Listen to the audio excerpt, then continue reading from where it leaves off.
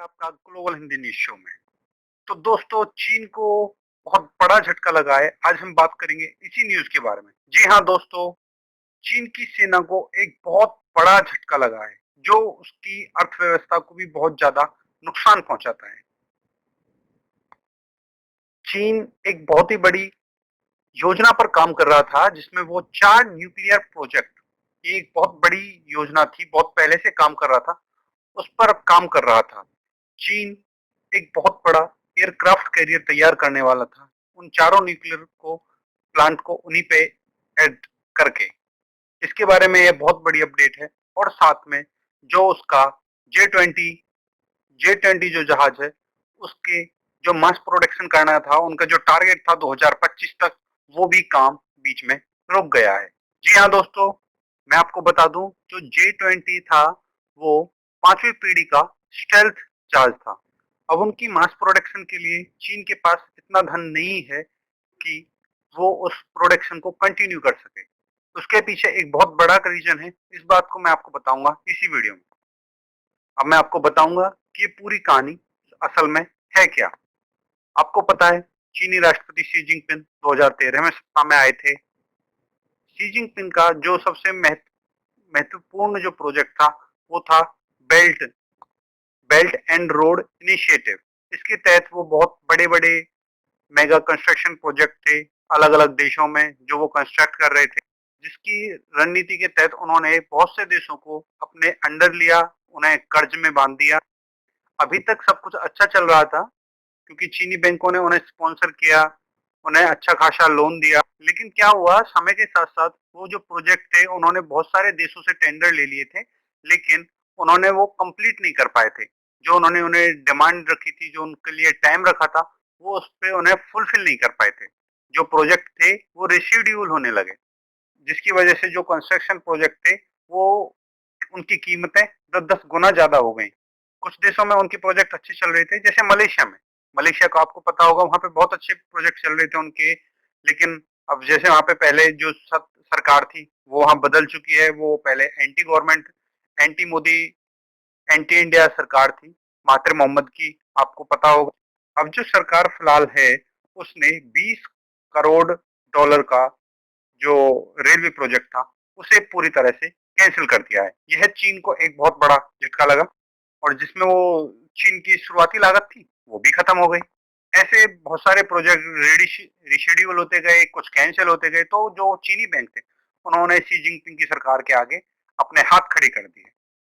अब जब bank support नहीं कर रहे हैं, तो फिर चीनी सरकार अब उन्हें अपनी तरफ से पर्सनली सपोर्ट दे रही है उनको, कि वो अपना काम जारी रखें। और चीनी सरकार के इस कदम की वजह से जो चीन की अर्थव्यवस्था है, कोरोना वायरस के चलते पहले तो उनकी अर्थव्यवस्था बहुत डाउन जा चुकी थी, लेकिन अब इस कदम से उनकी अर्थव्यवस्था को भारी नुकसान पहुंचेगा। और जो चीनी विशेषज्ञ हैं और जो उनका मानना है, वो पर्सनली ये बताते हैं कि चीनी सरकार अब उन्हें ज्यादा समय तक और सपोर्ट नहीं कर पाएगी। खुद चीन पर बहुत बड़ा कर्ज है, जिसे वो लंबे समय तक सस्टेन नहीं कर सकते। चीनी सरकार अब अपने बजट से, अपने बीआरआई से वहां पे पैसा लगा रही है, जिससे चीनी सरकार को अपने जो उनका रक्षा बजट है, उसमें से कटौती करनी पड़ रही है, जिसका सीधा सीधा इम्पैक्ट उनके जो आर्मी और डिफेंस के जो प्रोजेक्ट थे, वो सब डिले हो रहे हैं, वो सब कैंसिल हो रहे हैं।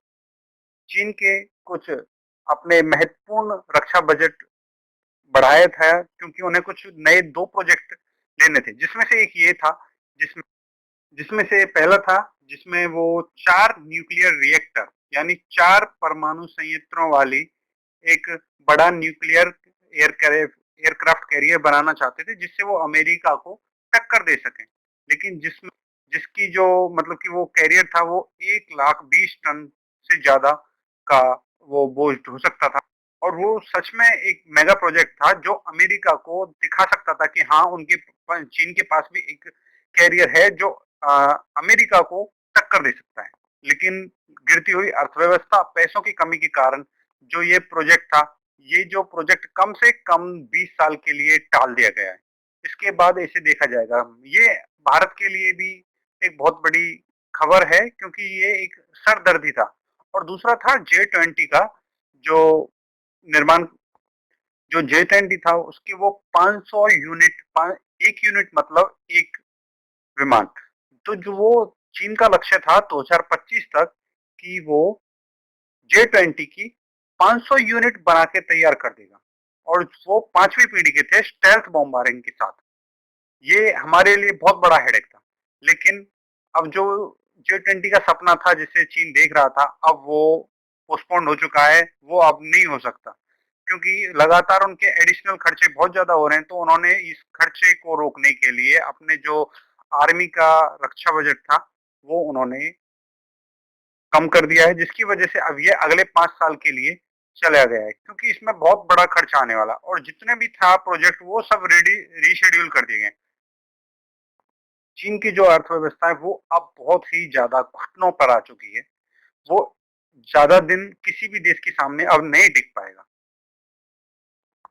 कोरोना वायरस के चलते जो चीन ने अपने आप को एक्सपोर्ट हब बनाया था, वो सब ध्वस्त हो चुका है। अब वो बात नहीं रही है, क्योंकि जो उसका स्टेटस था वो अब नहीं रहा।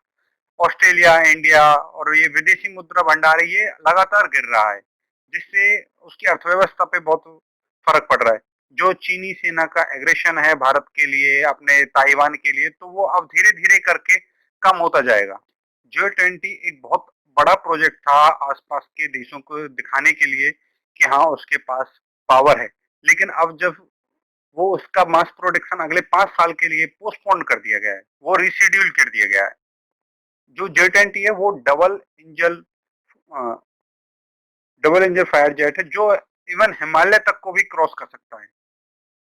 और ये 5वीं पीढ़ी का जहाज था। उसमें कुछ कमियां भी थी। ये वो F-35 की तरह मजबूत नहीं था, लेकिन वो एक फाइटर जेट था जो डबल इंजन का था।